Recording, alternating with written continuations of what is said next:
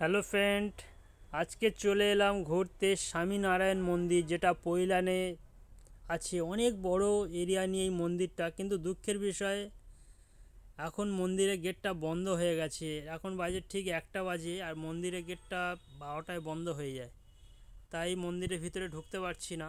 দেখুন কত বড় এরিয়া, একদম মেন রোডের পাশেই এই মন্দিরটা আছে, কিন্তু মন্দিরটা গেট খোলা হবে ঠিক 4টের সময়। এখানে কলকাতা থেকেও আসা যায়। কলকাতা থেকে এলে ঠিক হাওড়া থেকে বাসে উঠতে হয়, আমতলাগামী বাস।